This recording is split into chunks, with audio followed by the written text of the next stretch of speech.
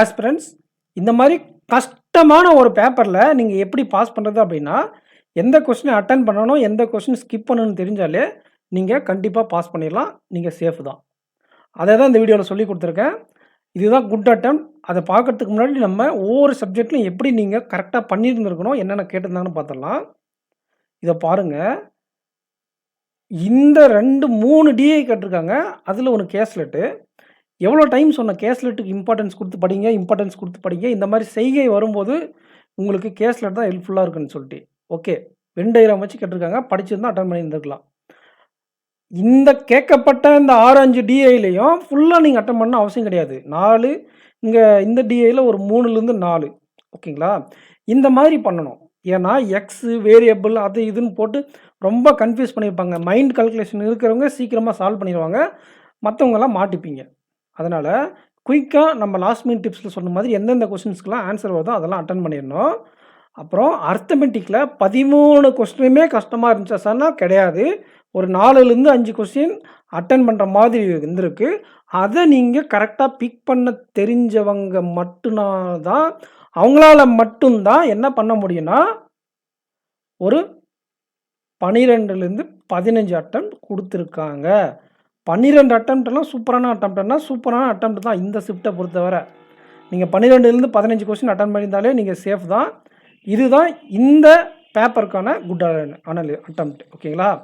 Reasoning ability aptitude தான் அப்படி வச்சு செஞ்சுருக்காங்க அப்படின்னு பார்த்தா, ரீசனிங் எபிலிட்டியில் 5 பேப்பர், 5 பசில்.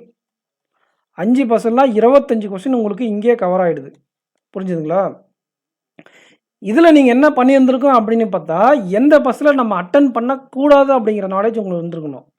இந்த பாருங்கள், இந்த வேரியபிள் வச்சு வரக்கூடிய இந்த சிட்டிஸ் பேஸ்டு வரும். எக்ஸ் ஒய் இசட்டுன்னு கொடுத்துட்டு மினிமம் 2 மேக்ஸிமம் 4 அந்த மாதிரி கேட்பாங்க இல்லையா? அந்த பஸ்ஸில் லாஸ்ட்டாக அட்டன் பண்ணணும், இல்லைனா ஸ்கிப் பண்ணியிருக்கணும்.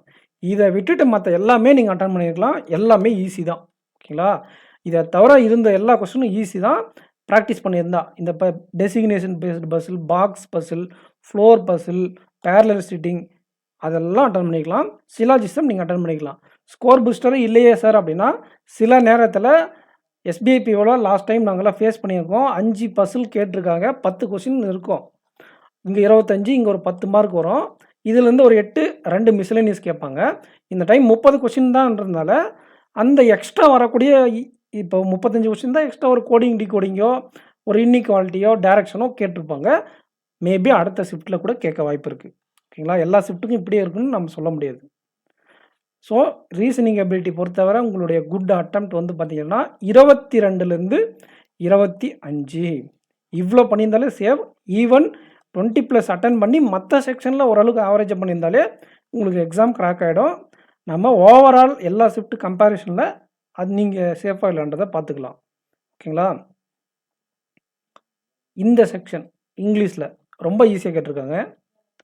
இதில் நீங்கள் என்ன பண்ணியிருந்துருக்கணும்?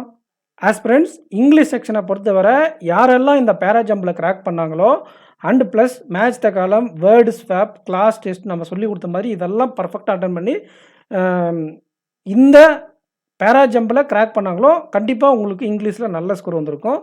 ஆர்சி ஒன்றே தான் கேட்டிருக்காங்க. ரிமைனிங் எரர் டிடெக்ஷன், ப்ரேஸு, இந்த ப்ரேஸ் ரீப்ளேஸ்மெண்ட் இதெல்லாம் எப்பயுமே வரக்கூடிய கிராமர் பாட்டு தான். இது எல்லாமே நீங்கள் 20லேருந்து 25+ அச்சீவபிள் அக்யூரேசியோட.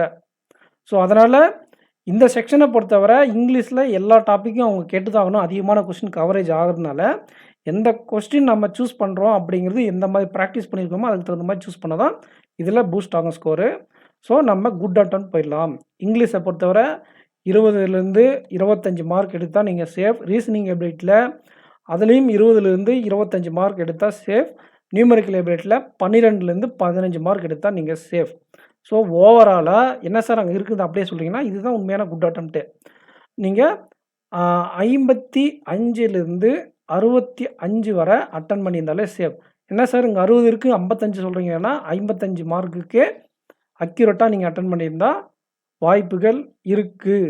ஈவன் தோ 600 வேக்கன்சி தான் இருந்தாலும் பேப்பர் ரொம்ப டிஃபிகல்ட்டாக இருந்ததுனால 55+க்கு அட்டெம்ப்ட்டுக்கு வாய்ப்பு இருக்குது. கட் ஆஃப் நான் சொல்லலை. ரிமைனிங் செக்ஷன் ஈஸியாக கேட்டாக்கில் உங்களோட ஸ்கோர் இன்க்ரீஸ் ஆகி கட் ஆஃப் அதிகமாக இருக்கும்.